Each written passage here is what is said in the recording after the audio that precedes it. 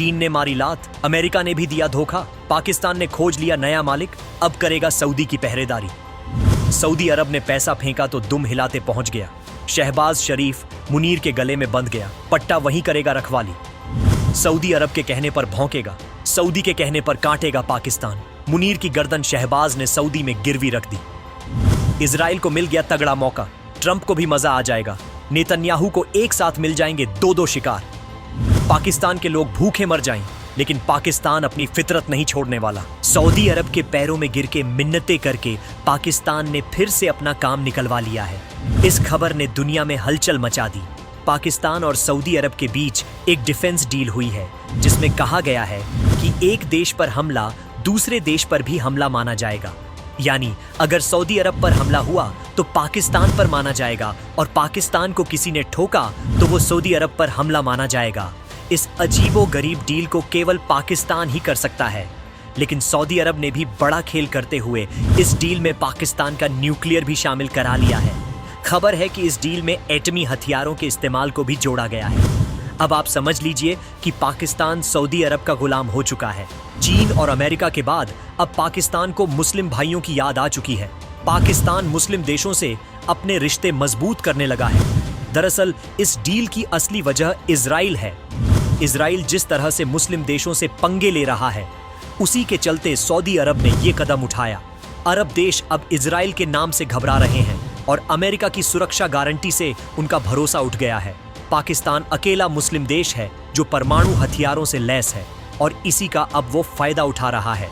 इस डील के बाद से सऊदी अरब पर भारत से गद्दारी करने का टैग लग चुका है। इस समझौते से भारत को थोड़ी टेंशन तो होगी, लेकिन एक बात क्लियर है, वो ये कि सऊदी अरब ने ये डील केवल इजराइल के हमले से बचने के लिए की है। सऊदी अरब भारत का अच्छा दोस्त है। पहलगाम हमले के बाद सऊदी ने अपने बयान से बता दिया था कि वो पाकिस्तान के खिलाफ है। पाकिस्तान और उसके न्यूक्लियर पर भरोसा करना किसी भी देश की सबसे बड़ी भूल होगी। ईरान ने ये धोखा पहले ही खाया है। पाकिस्तान ने पूरी दुनिया में ढिंढोरा पीटकर ईरान को धोखा दे दिया था। खबर तो यहां तक आई कि मुल्ला मुनीर ही इजराइल का एजेंट बन गया था। मुनीर ने गद्दारी करते हुए ईरान के आर्मी चीफ मोहम्मद बघेरी की लोकेशन अमेरिका और इजराइल के साथ शेयर की, जिसके चलते ही इजरायली हमलों में उनकी मौत हो गई थी। दावा यह भी हुआ था कि अमेरिका ने पाकिस्तान के हवाई क्षेत्र का उपयोग करते हुए ईरान के परमाणु ठिकानों पर हमला किया था। पाकिस्तान को तो सिर्फ पैसों से मतलब है। एक बार पैसे मिले तो पाकिस्तान नया मलिक खोजने लगता है। सऊदी ने एक परमाणु शक्ति को अपने पाले में ले लिया, लेकिन पूरी दुनिया में मैसेज जा रहा है कि सऊदी ने एक आतंकी देश से हाथ मिला लिया है। भारत ने भी इस डील पर बयान जारी किया। भारत ने कहा कि इस पूरे मामले को लेकर उसकी नजर है। भारत को पहले से ही इस डील का अंदेशा था। सवाल उठे तो सऊदी का भी जवाब आया। सऊदी अरब ने बयान दे दिया कि भारत के साथ हमारे संबंध पहले से कहीं अधिक मजबूत हैं और इन संबंधों को हम आगे बढ़ाते रहेंगे। सच तो यह है कि सऊदी अरब ने पाकिस्तान को फंसा लिया है। हम ऐसा क्यों कह रहे हैं वो भी समझिए।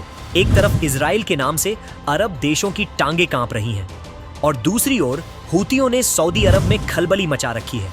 सऊदी अरब के पास बेशुमार पैसा है, और इसी के दम पर उसने पाकिस्तान को अपने गेट पर कुत्ते की तरह पहरा देने को लगा दिया है। अब पाकिस्तान सऊदी की पहरेदारी करेगा। जब से इजराइल ने कतर में हमला किया है, तब से ही सऊदी अरब को भी खतरा दिखने लगा है।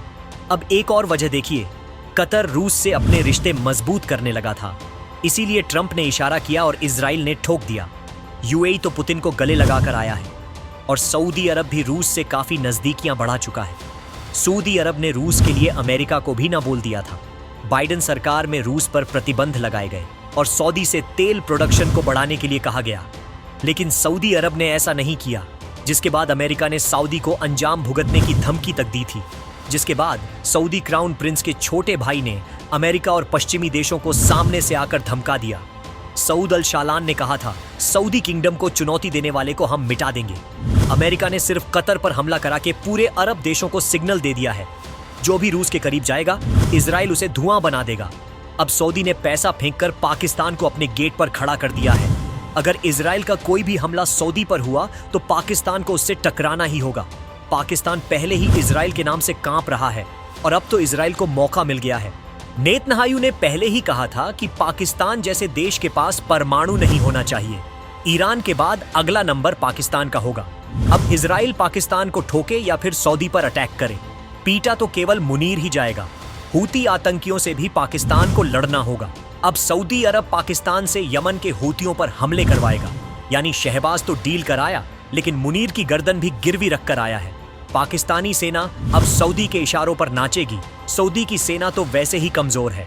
भारत का जब मन करेगा तब तो पाकिस्तान को ठोकेगा, और सऊदी अरब इसे अपने ऊपर हमला मानकर निंदा के सिवा कुछ भी नहीं कर पाएगा। आप इस डील पर क्या सोचते हैं, कमेंट में बता सकते हैं।